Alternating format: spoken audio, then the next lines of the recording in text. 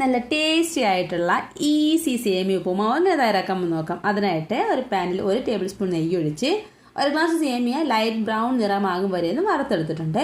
ശേഷം വീണ്ടും പാനിലേക്ക് 1 ടേബിൾ സ്പൂൺ ഓയിൽ ഒഴിച്ച് 1/2 ടീസ്പൂൺ കടുകും 1 ടീസ്പൂൺ ഉഴുന്നുപരിപ്പും ഇട്ട് ഉഴുന്നൊന്ന് നിറം മാറി വരുമ്പോൾ 1 തണ്ട് കറിവേപ്പിലയും 1 ടീസ്പൂൺ ഇഞ്ചി ചോപ്പ് ചെയ്തതും ചേർത്ത് നന്നായിട്ട് ഇഞ്ചി മുരിഞ്ഞൊരു മണം വരും വരെ ഒന്ന് ഫ്രൈ ചെയ്തെടുക്കാം. എരിവ് ആവശ്യമുള്ളവർക്ക് ഈ സമയം വറ്റൽമുളക് മുറിച്ച് ചേർക്കാവുന്നതാണ്. പിന്നെ ഒരു പച്ചമുളകും ഒരു സവാള കീറിയതും കൂടെ ചേർത്ത് കൊടുത്തിട്ടുണ്ട്. 1/2 ടീസ്പൂൺ ഉപ്പ് ചേർത്ത് വാട്ടിയെടുക്കാം. ഈ സമയം ക്യാരറ്റോ ബീൻസോ ഗ്രീൻ പീസോ ഒക്കെ നിങ്ങളുടെ ഇഷ്ടാനുസരണം എന്തെങ്കിലും വെജിറ്റബിൾ കൂടെ ചേർത്ത് വേവിച്ചെടുക്കാവുന്നതാണ്. 1 ഗ്ലാസ് സേമിയയ്ക്ക് 1.5 ഗ്ലാസ് വെള്ളം എടുക്കാം. ഞാനിവിടെ ചൂടുവെള്ളമാണ് എടുത്തിട്ടുള്ളത്. ശേഷം അതിനാവശ്യമായ ഉപ്പും ചേർക്കാം. ഉപ്പ് ഒരു പടിയൊന്ന് മുന്നിലിരിക്കണം, എന്നാലേ സേമിയയ്ക്ക് വേണ്ട ഉപ്പ് രസം കൂടി കിട്ടുള്ളൂ. വെള്ളം തിളയ്ക്കുമ്പോൾ വറുത്ത സേമിയ ചേർത്ത് നല്ലോണം മിക്സാക്കി ലോ ഫ്ലെയിമിൽ അടച്ചു വെച്ച് വേവിച്ചെടുക്കാം. ഇടയ്ക്ക് തുറന്ന് അടിയിൽ പിടിക്കാതിരിക്കുക ഇളക്കി കൊടുക്കാവുന്നതാണ്. വളരെ പെട്ടെന്ന് തന്നെ വെന്ത് കിട്ടും. ഇതിപ്പോൾ വെന്തിട്ടുണ്ട്.